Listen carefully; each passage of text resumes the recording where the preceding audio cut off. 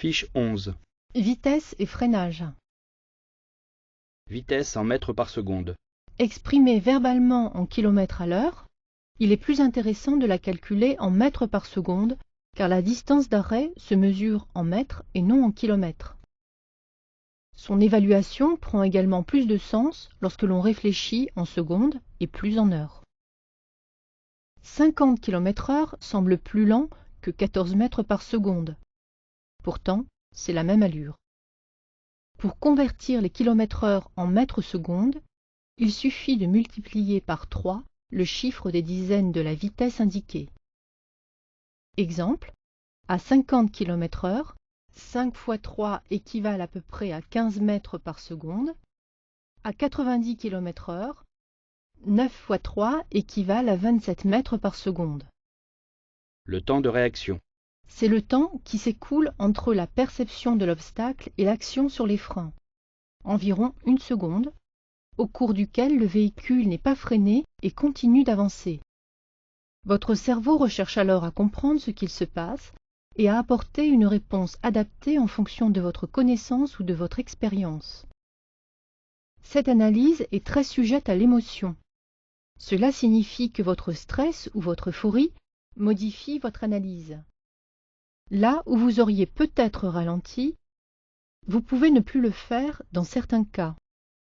Ce temps peut être plus important si vous êtes fatigué ou malade, sous l'effet de l'alcool, de la drogue ou de certains médicaments, distrait ou soucieux. C'est en comprenant mieux ce qui se passe durant le temps de réaction que l'on est en mesure de respecter les distances de sécurité derrière un autre véhicule. Dans les faits, on traduit cette distance en temps entre véhicules qui ne doit jamais être inférieur à 2 secondes. L'énergie cinétique. C'est la force qui s'oppose à l'arrêt du véhicule, la violence libérée lors d'un choc. Elle augmente avec la masse du véhicule et le carré de la vitesse. Puissance d'impact. À 30 km/h, l'énergie emmagasinée représente 3 fois la masse d'origine. On ressent facilement cette énergie lorsque l'on reçoit un ballon dans la figure. Ainsi, une moto pesant 200 kg représente près de 600 kg d'impact si elle devait s'arrêter instantanément. À 50 km/h, c'est 10 fois la masse d'origine, près de 2 tonnes. C'est 10 fois la masse d'origine, soit près de 2 tonnes. À 90 km/h, c'est 30 fois. Cela explique que l'on ait retrouvé des automobilistes coupés en deux lors de collisions par le côté avec une moto. Après le choc, le véhicule immobilisé a dissipé l'énergie cinétique en se déformant. Cette énergie augmente avec la masse du véhicule et le carré de la vitesse. Percuter un obstacle à 50 km/h en moto revient à chuter de 3 étages. À 90 km/h, à chuter de 10 étages. À 130 km/h, à chuter de 22 étages. La distance de freinage. C'est la distance parcourue lorsque les freins sont en action. La distance de freinage dépend de l'état de la route, des pneumatiques, de l'état et de l'utilisation des freins, des réactions de la moto. Cette distance est proportionnelle au carré de la vitesse. Sur route sèche, à 50 km/h, environ 15 mètres. À 90 km/h, environ 50 mètres. À 130 km/h, environ 110 mètres. On considère que la distance de freinage sur route mouillée est multipliée par 2. Les distances d'arrêt et la vitesse. La distance d'arrêt est égale à la distance parcourue pendant le temps de réaction, plus la distance parcourue pendant le freinage. On peut effectuer un calcul approximatif de la distance d'arrêt en multipliant le chiffre des dizaines de la vitesse indiquée par lui-même.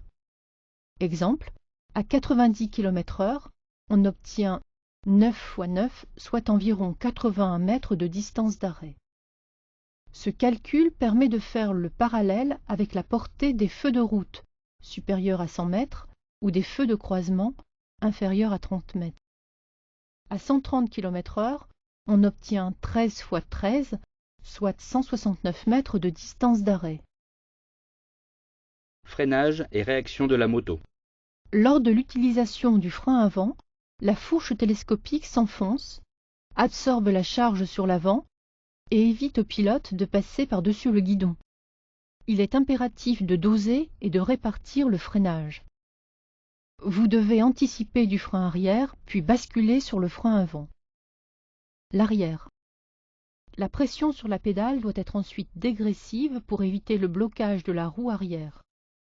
L'utilisation du frein arrière permet d'asseoir la machine sur la roue arrière et de limiter le transfert de charge sur la roue avant. Le bout du pied, c'est-à-dire les orteils, doivent presser la pédale de frein. Si le pied s'avance trop, la puissance sera trop forte et la sensibilité en cas de blocage trop faible. L'avant. Le frein avant est utilisé jusqu'à l'arrêt complet de la moto. Il est relâché immédiatement en cas de blocage de la roue avant. Le levier doit être utilisé à l'aide des dernières phalanges des 4 doigts afin de donner puissance et sensibilité au freinage. Le potentiel de chaque frein est exploité ainsi au maximum et sur un freinage de 10 mètres, on peut considérer que 7 mètres sont dus au frein avant et 3 mètres au frein arrière.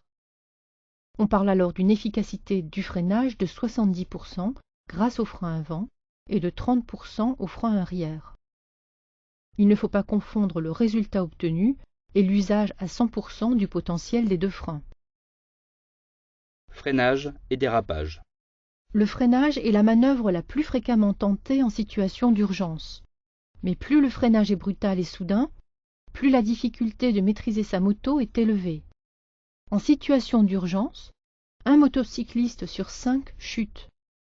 En cas de blocage de roue, relâchez la pression pour retrouver l'efficacité du freinage et le contrôle de la direction. Privilégiez les motos équipées d'un système d'anti-blocage de roue, ABS ou ABR, avec si possible un freinage combiné ou couplé. Lors d'un freinage d'urgence, il est préférable d'anticiper légèrement sur le frein arrière afin d'éviter le délestage de la roue arrière et de limiter le transfert de charge sur la roue avant. Malheureusement, l'urgence ne permet pas toujours de mettre en œuvre des actions que l'on croit automatiques, car le corps humain n'est pas une machine programmée, mais un être qui réagit émotionnellement et affectivement. C'est pour ces raisons qu'il faut impérativement éviter de rentrer dans des situations d'urgence où la réaction n'est plus sous contrôle conscient du conducteur.